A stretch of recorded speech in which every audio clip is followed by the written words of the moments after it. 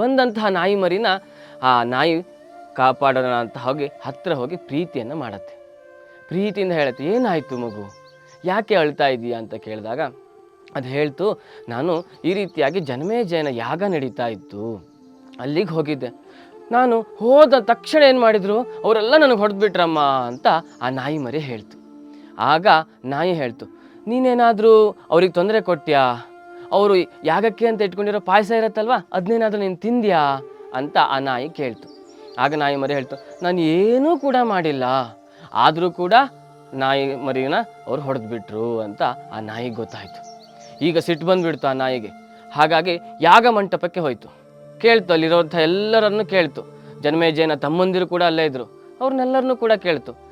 ಆ ರೀತಿಯಾಗಿ ಏನೂ ತೊಂದರೆ ಕೊಡದೇ ಇರುವಂಥ ನನ್ನ ಮರಿಗೆ ನೀವು ಯಾಕೆ ಹೊಡೆದ್ರಿ ಅಂತ ಆ ನಾಯಿ ಅಲ್ಲಿರ್ತಕ್ಕಂಥವ್ರು ಎಲ್ಲರ ಹತ್ರನೂ ಕೇಳ್ತು. ಆಗ ಯಾರು ಉತ್ತರ ಕೊಡಲಿಲ್ಲ, ಅವ್ರು ಯಾರ ಹತ್ರನೂ ಉತ್ತರ ಕೂಡ ಇರಲಿಲ್ಲ. ಬಂದಿರೋದು ನಾಯಿ ಅಲ್ವಾ, ಏನಾದರೂ ಮಾಡ್ಕೊಳ್ಳಿ ಅಂತ ಅದ್ರ ಪಾಟಿಗೆ ಸುಮ್ಮನೆ ಆಗಿಬಿಟ್ರು ಅವರೆಲ್ಲ. ಆಗ ನಾಯಿಗೆ ಸಿಟ್ಟು ಬಂತು. ಅದು ಹೇಳ್ತು, ನೀವು ಯಾವ ಸಂಕಲ್ಪದಿಂದ ಈ ಯಾಗವನ್ನು ಮಾಡ್ತಾ ಇದ್ದೀರಾ ಅಲ್ವಾ, ನಿಮಗೆ ತಿಳಿಯದಂತಹ ರೀತಿಯಲ್ಲಿ ಕಾರ್ಯಕ್ರಮಕ್ಕೆ ಒಂದು ವಿಘ್ನ ಬರ್ತದೆ, ಬರುವಂತಹ ವಿಘ್ನದಿಂದ ನೀವು ಮಾಡುವಂಥ ಯಾಗವೇ ನಿತ್ತು ಹೋಗ್ತದೆ ಅಂತ ಹೇಳಿ ಆ ನಾಯಿ ಶಾಪ ಕೊಟ್ಬಿಟ್ಟು ಅಲ್ಲಿಂದ ಹೋಯಿತು. ಸನಾತನ ಸಂಸ್ಕೃತಿ, ಹಿಂದೂ ಧರ್ಮ, ಸಂಪೂರ್ಣ ಹಿಂದೂ ಧರ್ಮದ ಕುರಿತಾಗಿ ಧರ್ಮವಾಹಿನಿ ಚಾನಲ್ ವೀಕ್ಷಣೆ ಮಾಡಿ, ಸಬ್ಸ್ಕ್ರೈಬ್ ಮಾಡಿ, ಸಪೋರ್ಟ್ ಮಾಡಿ.